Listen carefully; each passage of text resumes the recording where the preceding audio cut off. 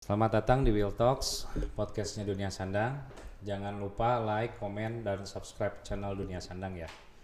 Halo nih, Halo. kita kedatangan Pak dosen Beben.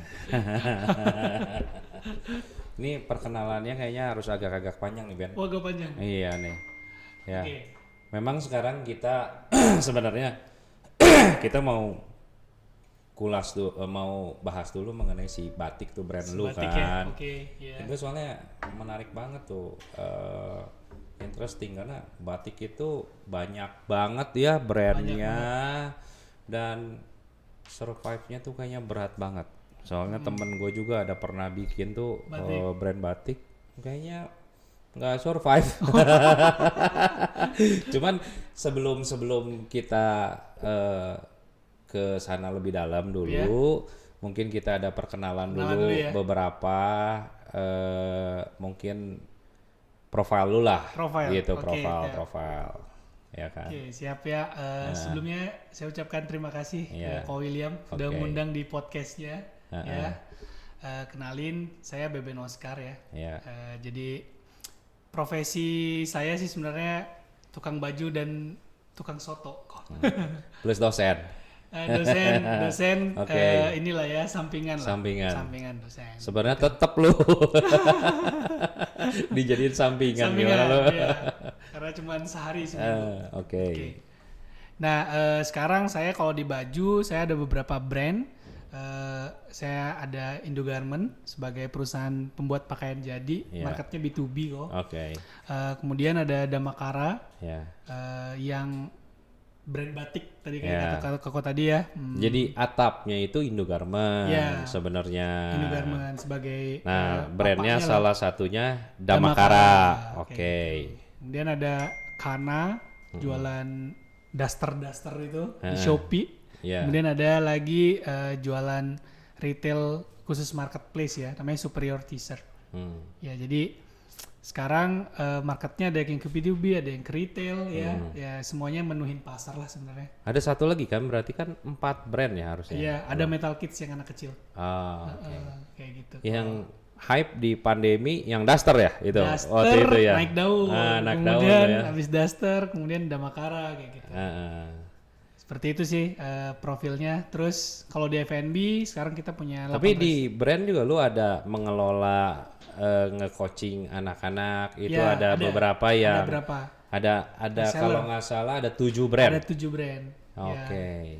Itu kita coaching, itu sebenarnya reseller lah, yang mana tapi kita bantuin buat jualan, buat aktivasi di media sosial sama marketplace seperti itu sih. Iya. Jadi bisa saling share inilah value lah kayak gitu. Nah, terus kenapa bisa merapat ke F&B nih? Kalau F&B sebenarnya udah sekitar 7 tahunan ya kok ya. Kita mulai bisnis F&B sebenarnya diversifikasi dari bisnis buat pakaian sebenarnya waktu itu. Karena sudah menikah, istri saya juga kebetulan waktu itu udah mulai ngerti di dunia pembuatan pakaian. Jadi waktu itu kita pikir kita bagi job lah gitu ya. Saya mulai ngembangin bisnis ke yang lainnya, ke F&B. Yang tahun 2016 awal kita mulai buat restoran pertama kita di Cipali di 10001. Nah, itu F&B-nya yang gua tahu semua lu jadi di rest area semua ya? Iya, di tol. Di tol semua ya? Benar. Keren ya. Jadi kemarin masa pandemi pun ada gimana dampaknya nggak berapa ini ya. Soalnya kan kalau rest area harusnya logikanya nggak tutup dong? Tidak tutup. Nggak tutup ya? Di rest area itu waktu pandemi justru kita masih boleh buka kok. Beda sama di kota. Nah anyway juga kan nggak mungkin lu benar-benar tutup, jadi masih agak open air gitu ya. Iya, tetap buka. Gitu. Jadi masa pandemi akhirnya berdampak itu pasti sama bisnis kita. Cuman kita pivotnya lebih cepat gitu karena bisnisnya emang tidak berkesinambungan gitu kok. Ya gitu. Kayak contohnya dari B2B ke retail waktu zaman pandemi kita udah punya Duster waktu itu gitu. Jadi si garmentnya sendiri masih jalan terus seperti itu. Tambahan lagi kan lu menjabat ISP ketua apa koperasi? Koperasi. Aduh, keren. Ketua Kapan koperasi. itu jalannya koperasi kan udah Koperasi launching, itu udah launching ya. udah launching kan? Launching tuh tahun 2022 kan ya? Iya, 2022. Di Di apa? eh, Di Janrio tuh. iya Ya, iya waktu iya, itu. iya, udah launching. Ya, Tinggal cuman program-programnya program-program nih. kerjanya gitu. Ya. Ya, tinggal membuat program di mana biar tukang sablon ya di era gempuran pandemi dan lain-lain mungkin bisa kembali bangkit lah seperti itu ya. Benar. Seperti itu kok. Iya iya iya. Nah, sekarang kita bahas langsung ke si batiknya ya. Batik, Damakara. Damakara. Gimana itu inspirasinya lu sampai bisa bikin batik tiba-tiba? Tiba-tiba buat batik ya. Ah. Sebenarnya ide awalnya itu bukan langsung batik sih kok sebenarnya. Jadi inspirasi mulai mungkin saya cerita tentang brandnya dulu ya. Damakara itu sebenarnya bisnis yang apa ya, tidak terlalu direncanakan sebenarnya kok. Oke. Di tahun 2019 kebetulan Indogarment itu punya salah satu project untuk pembuatan pakaian dan souvenir di Kalimantan Timur Ya. September bulan tahun 2019. Nah, kebetulan project itu di mana pas kita ngirim barang kapalnya itu terbakar. Waduh. Terbakar di Asuransi nggak tuh? Nah, itu. Jadi terbakarnya di perairan Masa Lembu. Nah, biasanya tuh gue udah 7 tahun ngirim barang itu tuh saya selalu beli asuransi. Itu enggak. Tapi pas itu enggak gitu. Jadi Lu percis kayak Ompe kalau nggak salah kejadiannya. Iya, Ompe iya, pernah Ompe ya? pernah. Kebakaran kalau kebakaran nggak di dia. kapal. Iya, kebakaran kan Di ya. kapal. Ah. Gitu. Nah, ini juga kebakaran di kapal kok. Oh. Itu waktu itu kebakar, kita harus ganti rugi ratusan juta. Oh, ke Iya, Yang karena masa- barang saya kan harus ganti karena waktu itu ya kita barangnya harus sudah sampai gitu kan. Iya, Karena betul. kita ngurusin pengirimannya juga. Waktu itu akhirnya kita semacam introspeksi diri lah setelah kita melaksanakan tanggung jawab kita, ya ganti rugi, ya barang-barang itu. Kita introspeksi diri sama istri, bilang kita kayaknya apa kurang amal atau kurang ibadahnya atau kurang apa gitu ya. Iya. Nah, waktu itu aku punya ide untuk beli ambulan. Ah. Nah, aku bilang kita harus punya apa ya, sesuatu nilai sosial lah di lingkungan. Iya. Terus istriku bilang kalau beli ambulan semua orang yang punya duit dan punya niatan tuh bisa.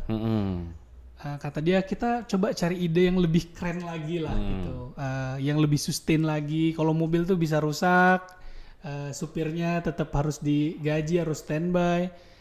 Buat sesuatu karya yang lebih berdampak lagi gitu.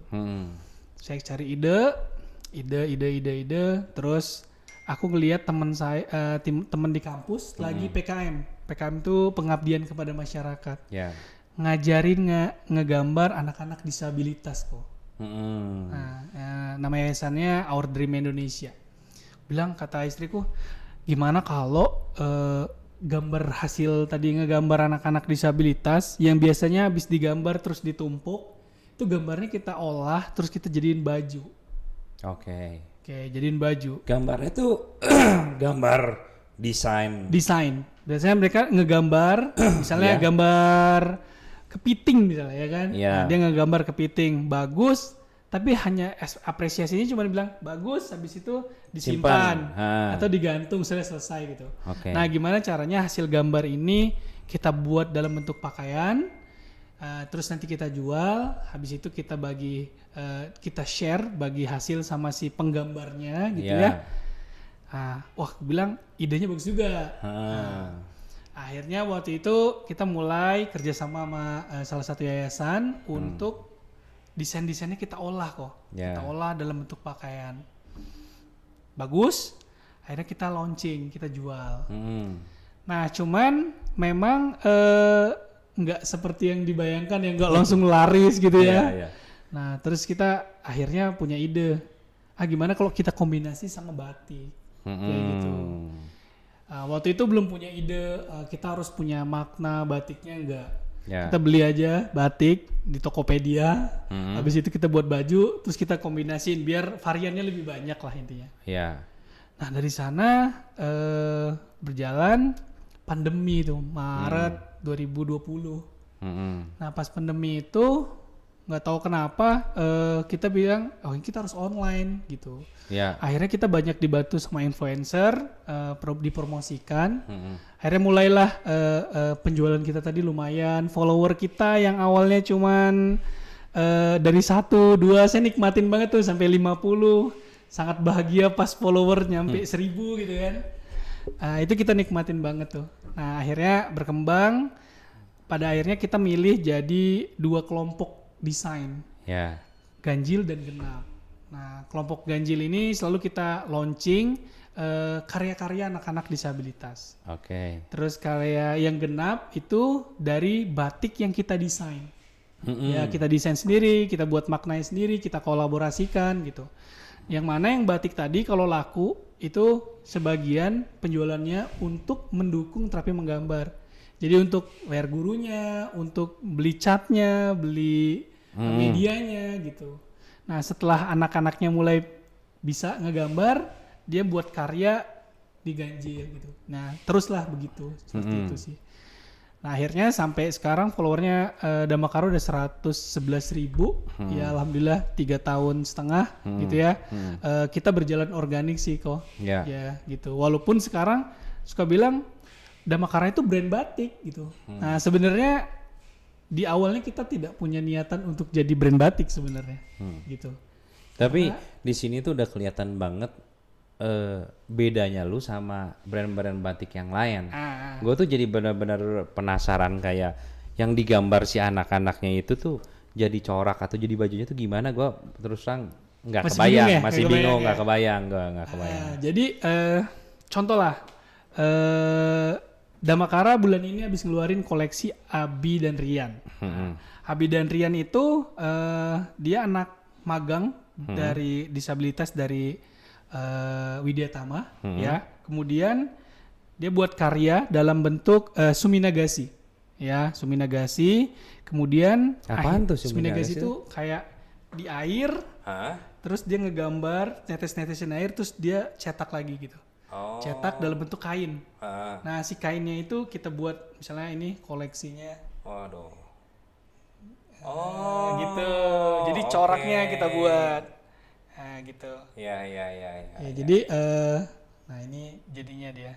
Keren ya. Ya. Jadi gitu juga sama batik, sama gambar-gambarnya, gambar kepiting, gambar apa gitu. Gitu. Oke. Jadi cukup spesial sih desain-desainnya gitu. Iya, interesting banget sih. Yeah. Cuman anyway, gue 2 hari lalu atau berapa hari yang lalu gue ketemu beberapa teman lah. Iya. Ya, salah satunya si Milka, Itu ownernya SSST. Milka waktu saya buat Damakara pertama kali, sama Milka buat SSST, saya barengan tuh. Nah, main ngobrol-ngobrol tuh sama si Milka, bilang paling bener tuh mulai brand kalau online tuh masuknya tuh katanya ya kalau pas pandemi masuk, wah itu mah saatnya tepat banget. Iya, gitu. Udah tepat banget. Mau naik organiknya juga. Iya, organiknya pas. Pas. Tapi kalau kita momennya kayak gini berat. Momennya itu lu memang benar-benar pas banget lah. Sama lahirnya SSST sama Damakara tuh hampir sama, beda 1-2 bulan. Betul. Seperti itu. Jadi di dalam si Damakara sendiri nilai-nilai ada nilai-nilai yang ditanamkan nggak atau nilai kayak budaya atau tradisi Indonesia yang disampaikan melalui koleksinya? Oke, kalau kita kan punya tagline untukmu yang istimewa. Apa? Untukmu yang istimewa. Oke. Nah untukmu yang istimewa itu kita beranggapan bahwa semua makhluk itu hakikatnya tuh sama di mata Tuhan dan kita tuh semua punya kelebihan masing-masing seperti itu. Dimana itu mempresentasikan arti dari Damakara sendiri sih sebenarnya kok. Jadi Damakara itu Dama itu artinya kebajikan, kebaikan. Kara itu filosofi dari kelapa, baik untuk semua gitu. Berarti ini udah dalam banget, udah ada tagline-nya. Iya. Kalau udah gitu si Damakara sendiri ada artinya. Ada artinya gitu. Ya kan? Nah dan Damakara itu sampai sekarang mungkin beberapa bulan ini kita mulai nyusut strategi gitu ya. Tapi di awal berdirinya kita sih sebenarnya learning by doing aja gitu. Karena sempat pada satu posisi kita nggak punya barang tuh kok. Itu PO tuh hampir 800 pieces, Ya. dimana mereka udah bayar semua kan, barangnya nggak ada. Waduh. Itu pernah Orang di lain posisi cari order itu. susah, lu dibayar dulu nggak ada Bayar barang. dulu, nggak ada barangnya, gitu. Ya, ya. Nah, jadi sampai sekarang sih sebenarnya masih organik ya, Ya. kayak gitu, masih organik. Walaupun kita udah mulai jualan di Shopee, di Tokopedia yang nggak bisa kita tolak juga ya, itu kebutuhan pasar sih sebenarnya. Ya. TikTok juga udah mulai kan? Udah mulai 1-2 bulan inilah mulai. Iya. Seperti itu kok. Keren ya ini ya. Terus kalau lu kolaborasi sama pengrajinnya supaya menghasilkan si produk itu gimana? Jadi produk-produk itu sebenarnya sebelum kita masuk ke pengrajin, kita kolaborasi dulu biasanya. Kolaborasi untuk apa ya? Pertama untuk exposure juga, yang kedua punya makna juga. Jadi Damakara itu selalu kita beberapa kali itu selalu apa ya namanya kolaborasi sama misalnya contoh terakhir tuh sama Putri Marino. Nah, jadi diskusi tentang desain, tentang makna hidup, tentang sesuatu yang nilainya pengen kita sampaikan di batik tersebut. Kemudian baru kita desain. Nah, barulah kita diskusi sama pengrajin. Nah, jadi setiap pengrajin itu juga pada akhirnya kita anggap sebagai bagian dari keluarganya Damakara ya, gitu. Karena pernah sesuatu yang membuat saya terharu lah gitu ya sama pengrajin. Ada satu motif namanya Gayatri. Gayatri itu garis 2 gitu. Itu sampai di kampung tersebut pernah dipestain, disyukurin. Dipestain. Di apa? Selamatan kalau orang Jawa ya.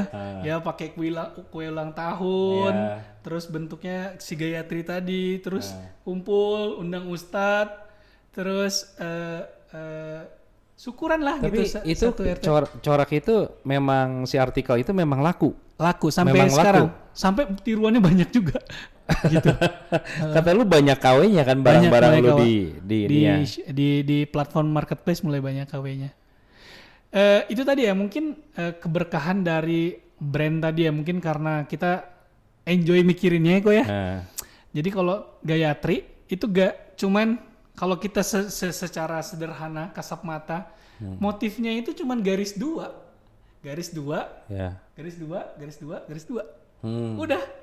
Yang mana maknanya itu tentang keseimbangan dalam hidup. Tapi artikel itu sampai detik ini masih terus dikerjakan udah 3 tahun. Kayaknya di setiap lu launching si itu tuh lu Produk. ada story-nya ya? Ada story-nya yang lu create ya? Kita ada launching produknya, kita buat eventnya gitu. Terakhir kita buat event di Nara Park, terus pernah di Buddha Barn. Kita undang 30 influencer, terus kita buat acara event launching beneran. Ya, biasanya itu di bulan Desember. Dan si Gayatri ini pun enggak menjadi satu artikel kan? Enggak. Kalau di itu kan. Jadi bisa Banyak. berkembang jadi banyak. Jadi lu mengembangkan story itu story si desain daripada si desain corak setiap batiknya itu motifnya. kan. Iya kan? Iya. Tapi dia bisa jadi model apapun Dia gitu bisa, kan. bisa jadi topi, bisa jadi apapun gitu. Kayak gitu. Oke. Terus uniqueness dari batik itu adalah kita bisa membuat warna yang khas. Itu sih. Jadi apa ya? Kita bisa explore gitu, campur sendiri warnanya lah gitu. Kita buat tone warnanya sendiri gitu. Jadi walaupun motifnya yang sama, mungkin tone yang susah untuk dikejar gitu. Tone warnanya. Kayaknya seperti itu. Kan tadi lu juga bilang si produksian ini, si pengrajin itu ada di mana banyak ya, di Solo, Pekalongan apa segala macam. Itu kalau gua lihat berdampak sekali ya bagi lingkungan di mereka ya. Dampak-dampaknya tuh kira-kira apa aja tuh si dampak-dampaknya? Jadi waktu pernah saya datang, pertama yang pasti dampak ekonomi ya. Ada yang udah, oh Pak, saya udah punya motor, saya udah menikahkan anak saya udah beli mobil gitu Ah. kan. Ada yang udah buat kerjaan sendiri gitu. Secara ekonomi mungkin itu. Ya. Tapi mungkin secara apa ya, rasa bangga di mereka juga ada kok. Oh. Makanya gue bilang makanya kita tidak bisa sembarang untuk memilih satu kawasan. Contoh motif Gayatri nih, dia lagi ngebatik itu, tiba-tiba di kampung sebelah dia niru. Nah, kampung sebelah itu bisa didatengin tuh sama tim yang dari Damakara, kamu niru gitu. Karena kan kita punya setiap artikel tuh ada hakinya. Oh, dibikin, Sudah dibuat. didaftarkan hakinya. Itu. Oke. Kemudian sama lingkungan. Lingkungan biasanya kita pilih tempat lingkungan yang sudah punya ini pengolahan limbah. Oh. Ya, Ini gitu. udah ini juga maksudnya Jadi limbah itu harus punya olahan. Jadi kalau misalnya mungkin kalau di kita tuh kawasan industri ya. Nah, kalau di sentra batik itu ada limbahnya itu harus diolah lagi. Diolah lagi ke sungainya sampai putih. Pewarnanya kayak gitu-gitu apa lu udah mengadopsi kayak seperti Okotek? Ngerti kan Okotek? Ekotek. Ngerti ya? Ya. Udah mengadopsi maksudnya bahan-bahan kimia yang pewarnanya itu yang Lama lingkungan gitu. kayak gitu. Nah, untuk sekarang mungkin belum. Cuman limbahnya harus diolah dulu. Ya. Diolah dulu. Tapi kalau lu pewarnanya pakai kayak gitu-gitu kan juga lu udah bisa apply Okotek Iya, dan sebagainya. bisa. Itu salah satu Kelebihan jadi juga. Kelebihan juga ya Ya. untuk ini ya. Karena kita lokal. sampai ke misalnya bungkus, kita sekarang pakai cassava yang ramah lingkungan, recycle yang bisa jadi mencair ke tanah kayak gitu. Terus kita tidak ada plastik. Jadi kemasannya semua pakai pouch yang kita buat yang bisa dipakai lagi gitu. Luar biasa gitu ya. Gitu. Biar orang yang dapat barangnya tadi beranggapan bahwa barang yang dia beli sesuatu yang istimewa gitu. Terus sekarang setelah so far berjalan lu 3 tahun ini, tanggapan dari si customer lu yang lu bisa create sampai organik kayak begini tuh, feedback dari customer itu gimana? Kalau feedback ya, kalau misalnya apa ya, kita kan selalu belajar ya kok ya, belajar dari customer sih sebenarnya. Ada yang bilang, wah pas make misalnya luntur, oh berarti kita ada obatnya yang harus kita perbaiki gitu. Atau misalnya, warnanya kok nggak sama gitu. Nah, pada akhirnya kita harus mengedukasi customer bahwa sebenarnya ini batik. Batik itu sebuah karya dibuat satu-satu. Jadi nggak mungkin bisa sama antara satunya. Betul. Jadi warnanya kan nggak mungkin lu kayak produksi pabrik yang harus benar-benar match. Iya gitu. Jadi aku harus ngedeliver ilmu bahwa produk itu tidak selamanya sempurna gitu. Tapi dia harus bisa menerima apa adanya dengan produk yang baik gitu. Dia tetap suka walaupun ini kok agak beda ya sama katalog gitu, warnanya agak kurang matching sedikit. Nah, mendeliver ilmu itu ke customer tuh sekarang yang jadi PR besar kita gitu. Gitu. Tapi kalau misalnya marketnya Damakara sendiri, mereka udah paham sih. Makanya kita terus pertahankan teknik batik. Gitu. Oke. Terus kalau peran teknologinya sendiri, lu udah mengadopsi apa aja nih? Oke. Teknologi ya kok ya? Nah, kalau teknologi tentu sangat bantu kita ya, terutama dari sisi sistem kok, sistem pergudangan, sistem omnichannel, sistem customer service gitu ya. Kita pakai beberapa platform untuk ngebantu kita untuk di bidang teknologi kayak gitu. Kayak sistem pembayaran, udah pasti ya kita pakai beberapa platform di mana mempermudah customer itu sendiri seperti itu. Nah, teknologi ini harus tetap kita ikutin biar pertama memperefisiensi dan mempermudah kegiatan bisnis ya di Damakara sendiri ya. Kayak gitu. Tuh yang punya brand nggak mikirin tuh sampai situ. Kalau nggak baru rame, baru mikir. Baru bingung. Nah, kalau lu gimana dari awal tuh kita udah siapin. Memang udah siapin dari awal. Iya, kayak gitu. Contoh omnichannel lah, itu udah kita benerin kan semua. Kayak sampai resi otomatis. Sekarang kita resi itu udah keluar, udah bisa cetak resi sendiri gitu. Jadi barang dikeluarin, resinya udah keluar semua ke customer dan customer udah tahu, oh pengiriman gue udah sampai sini gitu. Kayak gitu sih. Ya. Kalau tantangan terbesar lu apa aja nih?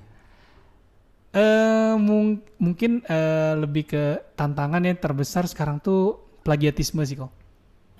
Plagiatisme. Nah, itu dengan haki lu tuh gimana sekarang gitu? Nah, jadi sistem haki di kita itu kadang tuh pertama tuh kita harus ini dulu, biasanya tuh somasi. Somasi dulu, terus karena kita juga di beberapa platform marketplace kan kita udah official ya kok ya. Jadi kita harus sering daftarin plagiat ini. Jadi misalnya harus lu yang report. Iya, harus kita report terus. Iya kan? Nah, report terus biar mengurangi plagiatisme ini gitu. Tapi masalahnya juga tantangan berat ya. Kadang yang niru kita itu mereka emang nggak tahu ini tuh apa gitu. Misalnya nggak ngerti gitu. Contoh kita pernah razia berapa bulan yang lalu ke pengrajin di Solo gitu ya. Kita datengin. Sebenarnya dia ibu-ibu yang batik rumahan, cuman ada konsumen kok yang minta motif ini gitu. Iya. Dia beli dari kita, dia contek kayak gitu. Jadi dia nggak tahu menau gitu. Paling kita nasihatin, Bu, ini tuh sebenarnya motif dari kami seperti itu. Jadi masih kekeluargaan banget ya gitu ya. Iya. Tapi biasanya kalau yang terang-terangan niru itu biasanya kita tegur sekali dia paham sih gitu. Cuman ada terus. Gitu. Ada terus. Lebih mudah mengcopy daripada membuat. Benar. Iya, ya kan? Kalau di budaya kita bisa dibilang begitu lah. Ya. Itu sih tantangan terberatnya sekarang. Nah, kalau visi jangka panjangnya sendiri lo gimana buat perkembangan si Damakara-nya sendiri? Damakara ya. Damakara tuh 3 bulan terakhir kebetulan kita habis pindah gedung. Di mana kita pengen visinya adalah kita bisa jadi market share salah satu pemegang market share di batik ya, batik modern lah. Ya, oke. Karena sebenarnya kalau diomongin batik itu kelasnya banyak, terus banyak lagi customernya itu beda-beda. Jadi batik gua tuh nggak semuanya orang bisa pakai, pede makainya. By the way itu lu batiknya cap. Pakai batik cap. Ya banyaknya semua full cap. Cap. Apa ada yang tulis? Tulis belum ada. Oh belum ada. Belum ada Okay. kayak gitu. Nah kedepannya sih setelah ini beres di operasional sudah mulai semuanya tertata rapi dan bagus, siap untuk berkembang gitu ya. Kedepannya sih visi ujungnya adalah kita pengen jadi sebuah yayasan sih kok sebenarnya. Oke. Yayasan di mana dampak sosialnya nggak cuman bisa dirasakan sama yayasan-yayasan yang ada di Bandung, tapi di seluruh Indonesia. Itu yang pertama. Kemudian kita bisa jadi wadah atau penyambung dari dari tradisi membatik. Karena batik ini tuh regenerasinya tuh susah kok. Jadi kalau kita nggak trigger mereka untuk tetap kasih order dengan bayaran yang layak, anak-anak muda nggak mau kerja itu gitu. Nanti buat teman-teman yang nonton bisa lihat produk dari Damakara, nanti kita masukin IG boleh. Atau website dari damakara.com. Ya, ada damakara.com. IG-nya juga bisa lihat, mereka ada di Shopee, di marketplace ada semua ya. Berarti Shopee, Tokopedia, Blibli, ya. Lazada juga ada. Lazada komplit tuh borong semua. Di Shopee. Pokoknya marketplace itu komplit semua. Ada. Oke. Ya sampai TikTok juga ada. Ya, tapi nanti kita cantuminnya website dan ini sama toko offline-nya juga ada. Ya. Oke. Toko offline-nya di Jalan Riau di Sherlock. Oke. Ya. Thank you nih Beben udah sama-sama mampir ya. Oke, jangan lupa like, comment dan subscribe channel Dunia Sandang. Oke. Thank you guys.